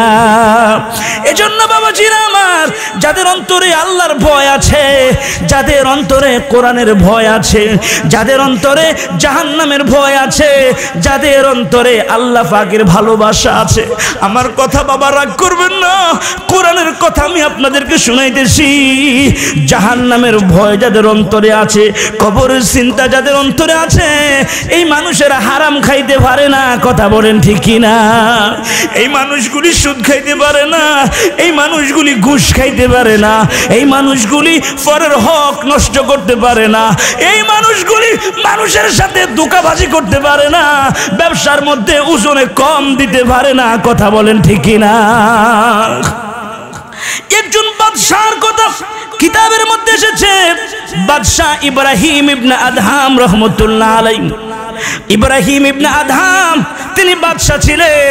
আল্লাহ পাক যখন তার দিলের ভিতরে মায়ার মহব্বত ঢুকিয়ে দিয়েছেন, বাদশা ইব্রাহিম ইবনে আদহাম বাদশাহী ছেড়ে দিয়ে জঙ্গলের মধ্যে গিয়ে আল্লাহর ইবাদত বন্দেগী করা আরম্ভ করে দিয়েছেন। ইবাদত করতে করতে আমার আল্লাহকে কত রাজি খুশি করেছে। ও কলিজার টুকরা যুবক বন্ধুরা, ও মুরব্বী বাবাজিরা, একটু ভালোভাবে একটু শুনুন। হতে পারে আল্লাহ পাকের মাধ্যমে আমাকে আপনাকে বুঝ দিয়ে দিবে। তিনি একদিন ইব্রাহিম ইবনে আদহাম রহমতুল্লাহ আলাইহি জায়নামাজটা বিছাইয়া, জায়নামাজের মধ্যে বাইতুল আকসা, মসজিদুল আকসা, বাইতুল মুকাদ্দাস, মসজিদে আকসার মধ্যে তিনি দাঁড়ালেন। এশার নামাজের পরে সব মানুষেরা যখন চলে গিয়েছে, সব মানুষেরা যখন বিদায় হয়ে গিয়েছে, ইব্রাহিম ইবনে আদহাম রহমতুল্লাহ আলাইহি দুরাকাত নফল নামাজের নিয়ত বেঁধে তিনি দাঁড়িয়ে গেলেন। পিছন দিকে দুইজন ফেরেশতা একজন আরেকজনকে বলে, দেখো দেখো, জায়নামাজের মধ্যে যিনি দাঁড়িয়ে আছে ওনার নাম হলো ইব্রাহিম ইবনে আদহাম। এই ইব্রাহিম ইবনে আদহামের কাছে বাদশাহীর চাইতে জায়নামাজের মূল্য অনেক বেশি। আল্লাহকে একটা সেজদা দিলে তার কলিজা শান্ত হয়ে যা, তার হৃদয়টা ঠান্ডা হয়ে যা। কিন্তু জানোনি, আজ 2 মাস হয় ইব্রাহিম ইবনে আদহামের কোনো ইবাদত আল্লাহর দরবারে কবুল হয় না।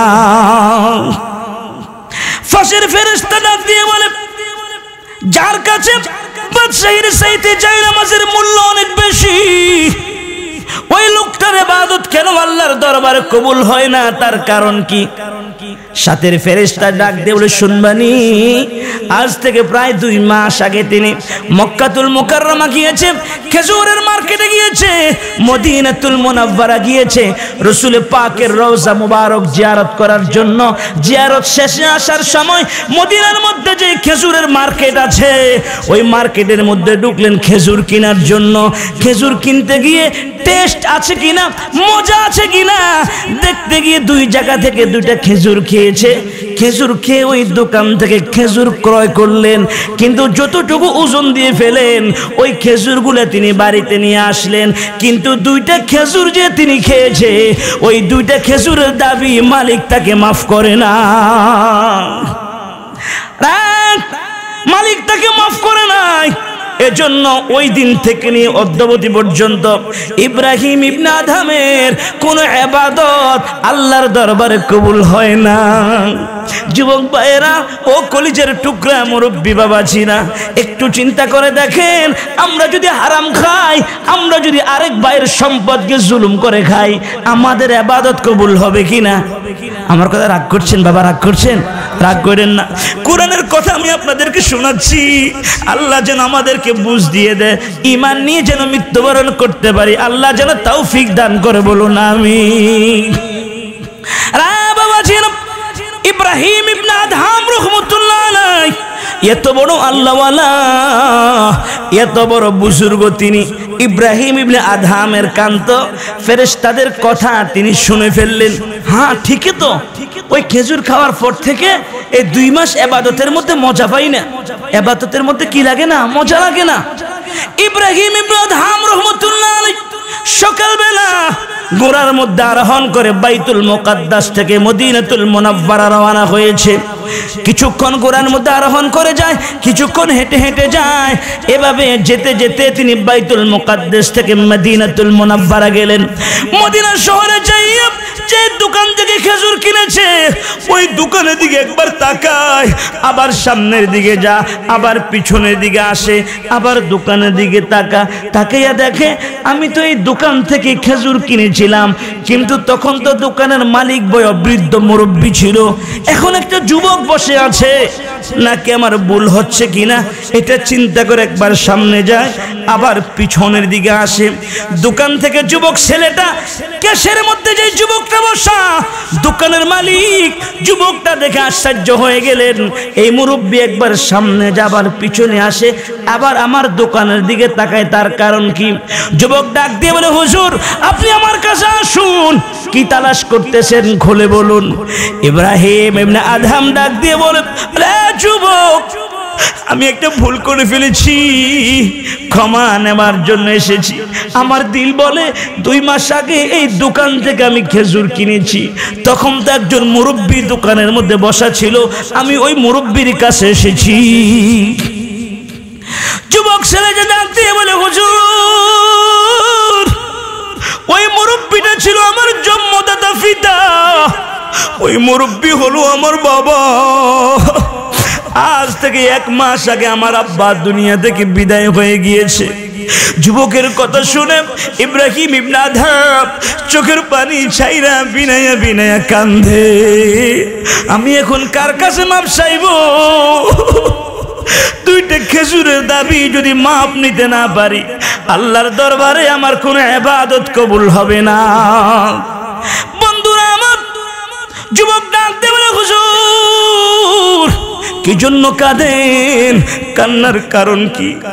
ইব্রাহিম ইবনে আদহাম বলে, আরে বাবা আমি তোমার বাবার কাছ থেকে খেজুর কিনেছি, খেজুর কেনার সময় মজা আছে কিনা, টেস্ট আছে কিনা দেখার জন্য 2 পাত্র থেকে 2টা খেজুর খেয়েছি। তোমার বাবা আমাকে ক্ষমা করে না, ওই 2টা খেজুরের দাবি মাফ করে নাই, এজন্য আমি 2টা খেজুরের দাবি মাফ নেওয়ার জন্য তোমার বাবার কাছে এসেছি। যুবক ডাক দিয়ে বলে, হুজুর আমার বাবার ইন্তেকালের পরে আমরা 2 ভাই, আমার বাবার সব সম্পদগুলো 2 ভাগ করা হয়েছে, এমনকি দোকানের খেজুরগুলি গনে গনে 2 ভাগ করা হয়েছে। সেই হিসেবে একটা খেজুরের মালিক আমি, আর একটা খেজুরের মালিক আমার ভাই। যে খেজুরের মালিকটা আমি, আমার বাবার পক্ষ থেকে আমি আপনাকে মাফ করে দিলাম। জোরে কোন সুবহানাল্লাহ। যুবক চিন্তা করতে লাগলো, যে মানুষটা 2টা খেজুরের দাবি মাপ নেওয়ার জন্য বাইতুল মুকাদ্দাস থেকে মদিনাতুল মুনাওয়ারা আসতে পারে, ওই মানুষটা সাধারণ কোনো মানুষ হতে পারে না। কথা বলেন ঠিক না? যুবক ডাক দিয়ে বলে, হুজুর ইতমিনানের সঙ্গে আরেকটা খেজুরের দাবি যদি মাপ নিতে হয়, চলে যান আমার ভাইয়ের দোকানে।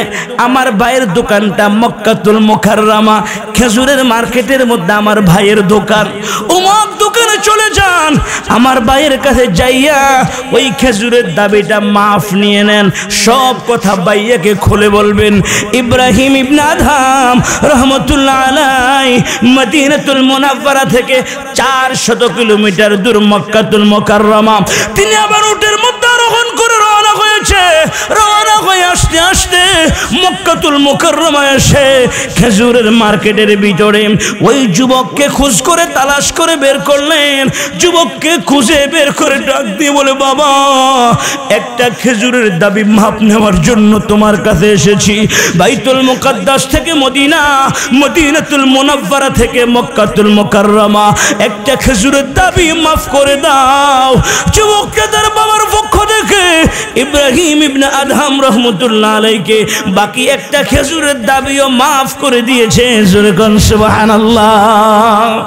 ওই একটা খেজুরের দাবি মাপ লইয়া ইব্রাহিম ইবনে আদহাম মক্কাতুল মুকাররমা থেকে বাইতুল মুকাদ্দাসের দিকে রওনা হলেন।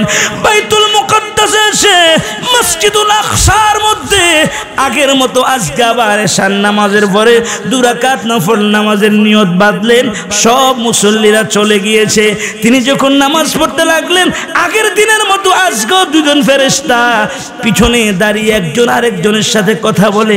দেখছনি, যায় নামাজের মধ্যে যিনি দাঁড়িয়ে আছে তিনার নাম হলো ইব্রাহিম ইবনে আদহাম।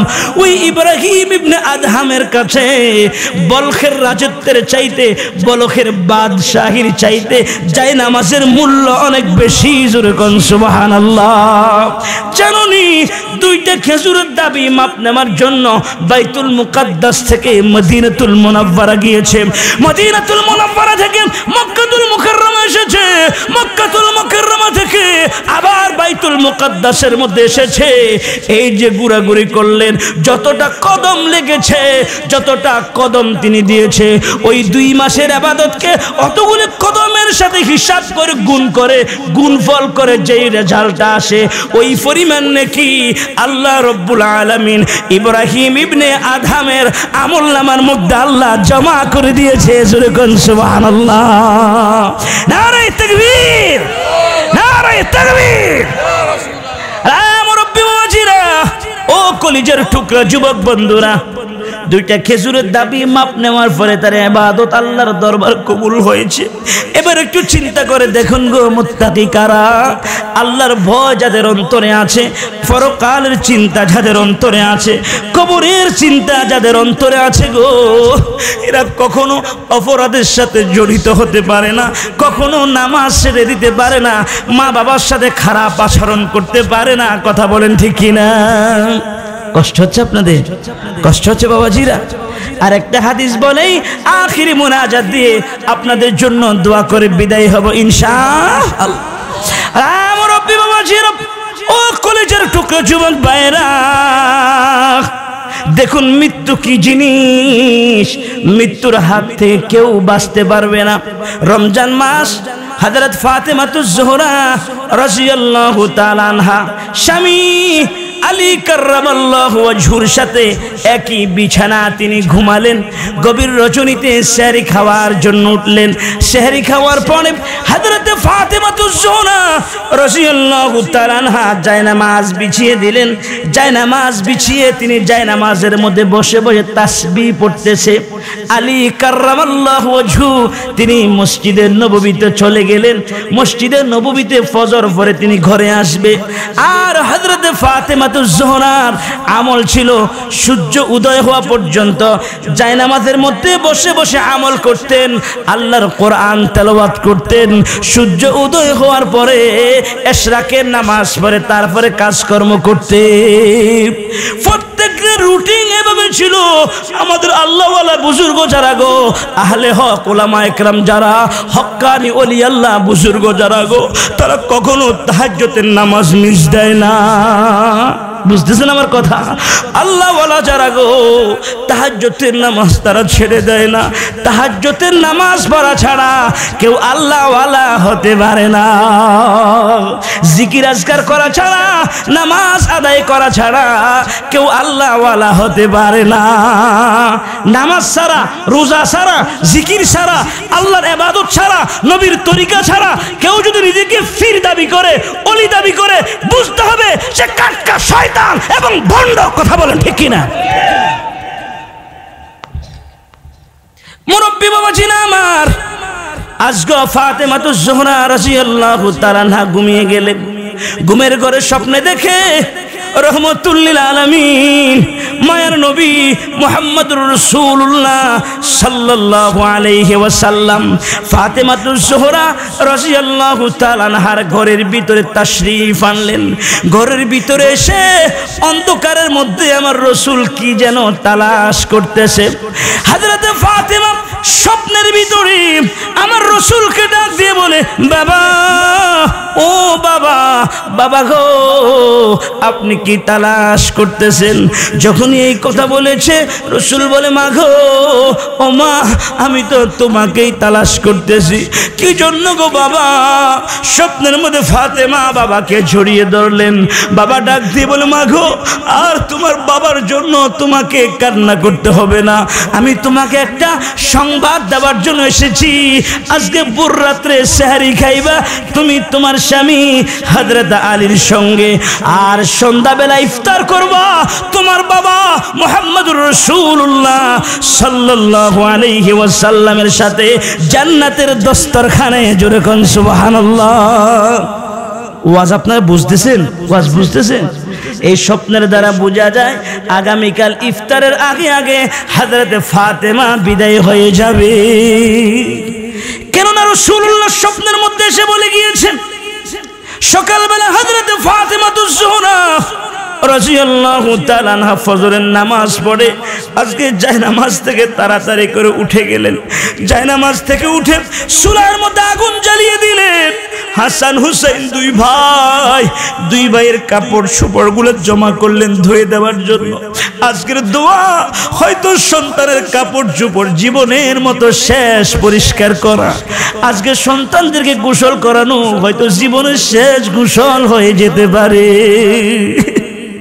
এজন্য ফাতেমাতুজ জোহরা রাদিয়াল্লাহু তাআলা আনহা হাসান হুসাইন দুই ভাইয়ের কাপড় চোপড়গুলি জমা করলেন ধোয়ার জন্য। চুলার মধ্যে গরম পানি করতেছে, আরেকটার মধ্যে আটার খামির গুলেছে তিনি আটা বানানোর জন্য।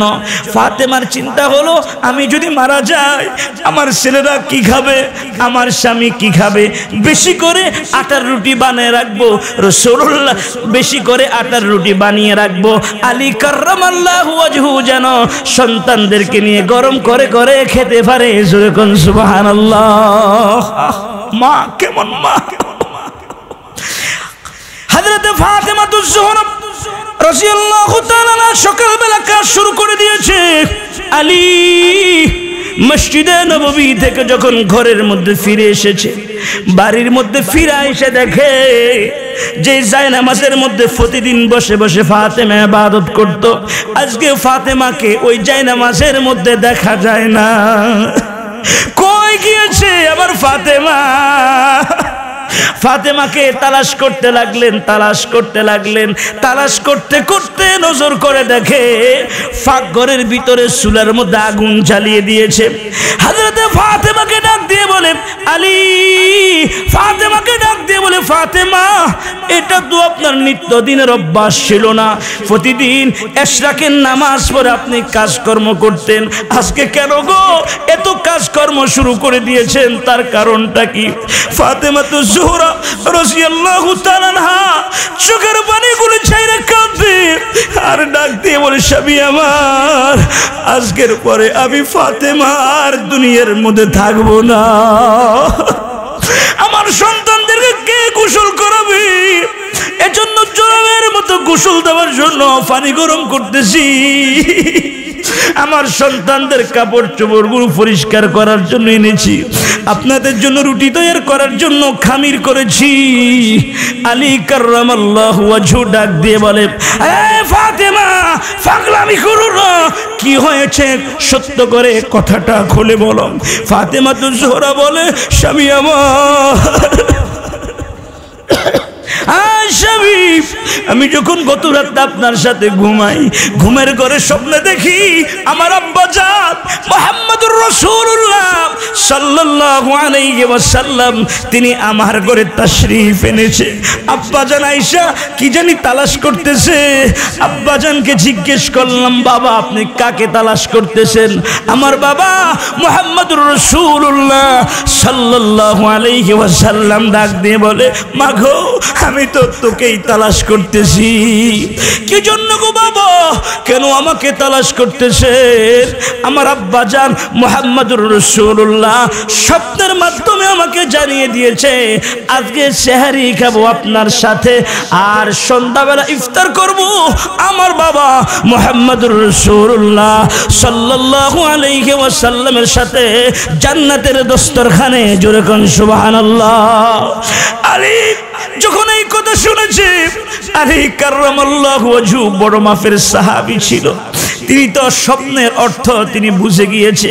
হযরত আলী স্বপ্নের কথা শুনে সব কাজকর্ম ফেলে দিয়ে তিনি বসে বসে বিনয়ে বিনয়ে চোখের পানি ছেড়ে হযরত আলী কান্দে। একদিকে ফাতেমা কান্দে, আরেকদিকে আলী কান্দে। হাসান হুসাইন একবার মায়ের কাছে আসে, আবার দৌড়াইয়া বাবার কাছে যায়। ছোট বাচ্চারা তো বুঝে না মা কি জন্য কাঁদে, বাবা কি জন্য কাঁদে, এরা তো বুঝে না। একবার দৌড়াইয়া মায়ের কাছে আসে, আবার দৌড়াইয়া বাবার কাছে যায়। মাও কিছু কয় না, বাবাও কিছু কয় না। এমন করতে করতে দুপুর বেলা হয়ে গিয়েছে। জোহরের নামাজ পড়ে ফাতেমাতুজ জোহরা রাদিয়াল্লাহু তাআলা আনহা বিছানার মধ্যে শুয়ে গিয়েছে। শরীরের মধ্যে এত জ্বর এসেছে, শোয়া থেকে তিনি আর উঠতে পারতেছে না। হযরত ফাতেমা ডাক দিয়ে বলে, হাসান রে বাবা হুসাইন, তোমার আব্বাজানকে বলে একটু আমার কথা শোনার জন্য। হাসান হুসেন দৌড়াইয়া আলী কাররামাল্লাহু ওয়াজহুর কাছে এসে ডাক দিয়ে বলে, বাবা গো, ও বাবা, মা আপনাকে ডাকতেছে। হযরত আলী ফাতেমাতুজ জোহরা রাদিয়াল্লাহু তাআলা আনহার কাছে যখন গেলেন, ফাতেমাতুজ জোহরা ডাক দিয়ে বলে, স্বামী আমার হাতটাকে একটু বের করে দেন। আলী যখন হাতটা বের করে দিয়েছে, হযরত ফাতেমা স্বামীর হাতটা চেপে ধরলেন। স্বামীর হাতটা চেপে ধরে ডাক দিয়ে বলে, স্বামী, স্বামী গো, আমার বাবা যেদিন থেকে আপনার সাথে আমাকে বিবাহ দিয়েছে, ওই দিনের পর থেকে অদ্যবধি পর্যন্ত আমার চলাফেরা কথাবার্তার দ্বারা যদি আমি আপনাকে মনে কষ্ট দিয়ে থাকি, আল্লাহর ওয়াস্তে আপনি আমাকে ক্ষমা করে দেন। স্বামী গো, আপনি যদি আমাকে ক্ষমা না করেন, কিয়ামতের দিন কোটি কোটি মানুষের সামনে আমার বাবা মুহাম্মদুর রাসূলুল্লাহ সাল্লাল্লাহু আলাইহি ওয়াসাল্লাম লজ্জিত হয়ে যাবে। এই কথা শোনার সাথে সাথে আলী কাঁদে। ফাতেমা ডাক দিয়ে বলে, স্বামী, এক নাম্বার ওসিয়ত, আপনি আমাকে ক্ষমা করে দেন, আমার সন্তানগুলো আপনার হাতে তুলে দিলাম। দ্বিতীয় নাম্বার, সন্ধ্যার আগে আগে যদি আমার মরণ হয়, রাত্রের মধ্যে আমাকে দাফন করে কবরের মধ্যে মাদফুন করবেন। একটা ওসিয়ত করে যাই গো স্বামী, আমার মৃত্যুর খবর মদিনার কোনো মানুষকে আপনি জানাবেন না। হযরত আলী কান্দে আর ডাক দিয়ে বলে, ফাতেমা, এটা আমার কেমন কথা? তোমার মরণের কথা কাউকে জানাতে নিষেধ করছো, তার কারণ কি? তোমার মৃত্যুর খবর যদি মদিনাবাসী শুনে, তোমার জানাজার মধ্যে এত বেশি মানুষ হাজির হবে। মুহাম্মদুর রাসূলুল্লাহর মেয়ে আলী কাররামাল্লাহু ওয়াজহুর স্ত্রী হাসান হুসাইনের আম্মা জান, জান্নাতের রমণীদের সরদারনি সাইয়্যিদাতুন নিসা হযরতে ফাতেমাতুজ জোহরা রাদিয়াল্লাহু তাআলা আনহা, তোমার ইন্তেকালের খবর শুনলে মদিনার মানুষেরা চাপিয়ে পড়বে তোমার জানাজা অংশগ্রহণ করার জন্য। ফাতেমাতুজ জোহরা বলে, আমিও জানি, তবে আমি চাই না আমার মৃত্যুর পরে পর্দা যেন লঙ্ঘন হয়। ও জাফরগঞ্জ এলাকার আম্মা জানেরা, ও দেবিদ্যা এলাকার আম্মা জানেরা, তোমাদের মতো মা ছিল হযরত ফাতেমাতুজ জোহরা রাদিয়াল্লাহু তাআলা আনহা। তিনি ডাক দিয়ে বলে, মৃত্যুর পরে মানুষকে খবর দিবেন না, আপনি হাসান হুসাইনকে লইয়া আমাকে দাফন করে ফেলবেন। তার কারণ হলো, মানুষ যদি বেশি হয় আমাকে যখন খাটের মধ্যে রাখবে, মদিনার লোকেরা সমালোচনা করবে মুহাম্মদুর রাসূলুল্লাহর মেয়ে মৃত্যুর আগে কত লম্বা ছিল, কতটুকু মোটা ছিল, নাকি খাটো ছিল, নাকি চিকন ছিল। আমি চাই না গো স্বামী, আমার মৃত্যুর পরে সাহাবীরা সমালোচনা করুক, এটা আমি চাই না। এর জন্য ওসিয়ত করলাম, আমার মৃত্যুর সাথে সাথে রাত্রের মধ্যে আমাকে দাফন করে ফেলবে। কেমন মহিষী নারী! যুবক ভাইরা, মুরব্বী বাবাজিরা আমার, এখনই আমি আপনাদেরকে নিয়ে আল্লাহর কাছে দোয়া করব। ফাতেমাতুজ জোহরার কথাটা শুনিয়ে আখিরি মুনাজাত দিয়ে বিদায় করে দিব। ফাতেমাতুজ জোহরা রাদিয়াল্লাহু তাআলা আনহা কান্দে, হযরত আলীও কান্দে। আলী ফাতেমাকে ধরে ডাক দিয়ে বলে, ফাতেমা, আমি কখনই আপনার উপযুক্ত ছিলাম না। মুহাম্মদুর রাসূলুল্লাহ সাল্লাল্লাহু আলাইহি ওয়াসাল্লাম মায়া করে আপনাকে আমার হাতে তুলে দিয়েছে। আমি আলী এত গরিব গো, কখনো অভাবের তাড়নায় আমাদের চুলার মধ্যে 3 দিন পর্যন্ত আগুন জ্বলতো না, সপ্তাহখানেক পর্যন্ত আগুন জ্বলতো না। ঠিক মতো আমি আপনাকে পেট ভরে এক বেলা খাবার খাওয়াইতে পারি নাই। ঠিক মতো আমি আপনাকে এক জোড়া নতুন কাপড় চোপড় একসাথে কিনে দিতে পারি নাই। মুহাম্মদুর রাসূলুল্লাহর মেয়ে আপনি, ওই পরিমাণ সম্মান আমি করতে পারি নাই। আমিও আপনার কাছে মাফ চাই, মেহেরবানি করে আমাকে মাফ করে দাও। আলী কাঁদে, হযরত ফাতেমা কাঁদে। এমন করতে করতে সূর্য ডুবার আগে হযরত ফাতেমাতুজ জোহরা রাদিয়াল্লাহু তাআলা আনহা দুনিয়া থেকে বিদায় হয়ে যায়। সন্ধ্যার পর আলী কি করবে? ছোট ছোট বাচ্চাগুলোকে সামলাবে নাকি বিবিকে সামলাবে, কি করবে? চিন্তা করতে করতে সন্তানগুলোকে আদর দিতেছে। এমন করতে করতে এশার নামাজের সময় হয়ে গিয়েছে। ফাতেমার লাশকে রেডি করেছে, খাটের মধ্যে রেডি করেছে, বাপ সন্তান মিলে জানাজা পড়েছে। এখন কবরের মধ্যে মাদফুন করবে। আলী হযরত ফাতেমার লাশের কফিনটা লইয়া আলী চোখের পানি ছাইরা কান্দে।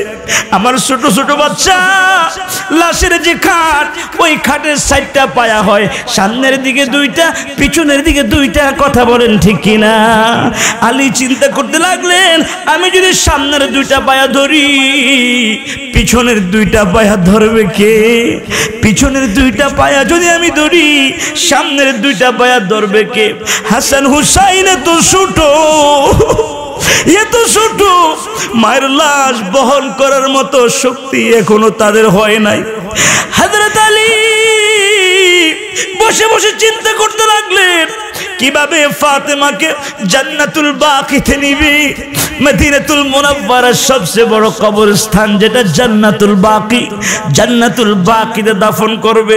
বসে বসে চিন্তা করে এমন সময় নজর করে দেখে, মিট মিট করে আলো জ্বালিয়ে আল্লাহর রাসূলের একজন সাহাবী, আল্লাহর হাবিবের একজন সাহাবী, বড় মুআজ্জাজ সাহাবী, বড় বুজুর্গ সাহাবী। ওই সাহাবীর নাম হলো আবু যর গফারি রাদিয়াল্লাহু তাআলা আনহু। হযরত আবু যর গফারি মিট মিট করে আলো লইয়া আলী কাররামাল্লাহু ওয়াজহুর বাড়িতে এসে হাজির। ডাক দিয়ে বলে, আলী রে, ফাতেমাকে নিয়ে বুঝি তুমি চিন্তা করো, আর কোনো টেনশন নাই, আমি এসেছি, চলো দুইজনে মিলে ফাতেমাকে জান্নাতুল বাকিতে নিয়ে যাব।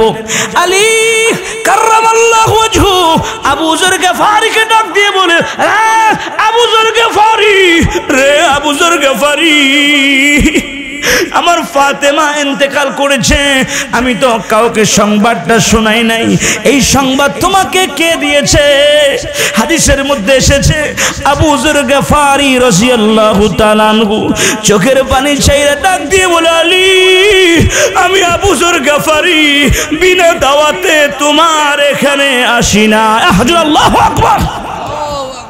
আবু যর গফারি রাদিয়াল্লাহু তাআলা আনহু ডাক দিয়ে বলে, আলী শোনো, ঘুমিয়ে যাওয়া যেন তাহাজ্জুদের সময় আগে আগে উঠতে পারে। আজকেও আমি এশার নামাজ পড়ে শুয়ে পড়েছি, এশার নামাজ পড়ে ঘুমিয়ে পড়েছি, কিন্তু ঘুমের ঘরের মধ্যে স্বপ্নে দেখি মুহাম্মদুর রাসূলুল্লাহ সাল্লাল্লাহু আলাইহি ওয়াসাল্লাম লাঠির মধ্যে বর দিয়ে আমার ঘরের মধ্যে আল্লাহর হাবিব তাশরীফ এনেছে। চেহারাটা বলি আমাকে ডাক দিয়ে বলে, আবু যর, আরে আবু যর উঠ, জানোস নাই, তুমি কি শুনো নাই, আমার মেয়ে ফাতেমা ইন্তেকাল করেছে, দাফন করার মতো কোনো লোক নাই, আলী ছাড়া, হাসান হুসাইন ছাড়া আর কেউ নাই। এরে আবু যর গফারি, আমি রাসূল অনুমতি দিলাম, যাও আমার মেয়েকে দাফন কাফনের কাজে একটু সহযোগিতা করো। জোরে কোন সুবহানাল্লাহ। রে বাবাজিরা আমার, এরা কেমন সোনার মানুষ, এরা কেমন আল্লাহ ওয়ালা বুজুর্গ, কত আল্লাহ ওয়ালা গো, রাত্রে ঘুমাইতে দেরি, স্বপ্নের মধ্যে মুহাম্মদ রাসূলুল্লাহকে দেখতে দেরি নাই। নারায়ে তাকবীর, নারায়ে তাকবীর। হযরতে ফাতেমাতুজ জোহরা রাদিয়াল্লাহু তাআলা আনহাকে লইয়া আলী রাদিয়াল্লাহু তাআলা আনহু আবু যর গফারি দুইজনে মিলে জান্নাতুল বাকি কবরস্থানের মধ্যে দাফন করেছে। বাবাজিরা গো, এরাও তো মৃত্যুর হাত থেকে বাঁচতে পারে নাই, আমি আর আপনিও মৃত্যুর হাত থেকে বাঁচতে পারবো না। কথা বলেন ঠিক কিনা? আজকের আলোচনা থেকে যতটুকু শিখলাম, আল্লাহ বলেন কুল্লু নাফসিন যায়িকাতুল মাউত, প্রত্যেক প্রাণীকেই মৃত্যুর স্বাদ আস্বাদন করতে হবে। ধনী বলো আর গরিব বলো, লম্বা বলো আর খাটো বলো, সুন্দর বলো আর কালো বলো, আল্লাহ পাকের হুকুম যখন হয়ে যাবে, মালাকুল মাউত আজরাইল এসে আমাদের রূহটা নিয়ে যাবে। এজন্য বন্ধুরা আসো, জীবনে যত গুনাহ করেছি, গুনাহের জন্য আল্লাহর কাছে তওবা করি, আল্লাহর সাথে ওয়াদা দিই, আল্লাহ যতদিন বেঁচে থাকবো তোমার হুকুম মতে চলবো, রাসূলের তরিকা মতে চলবো। আল্লাহ তাআলা আমাদের সবাইকে যেন তৌফিক দান করে, বলুন আমিন। ওয়া আখির দাওয়ানা আনিল হামদুলিল্লাহি রাব্বিল আলামিন।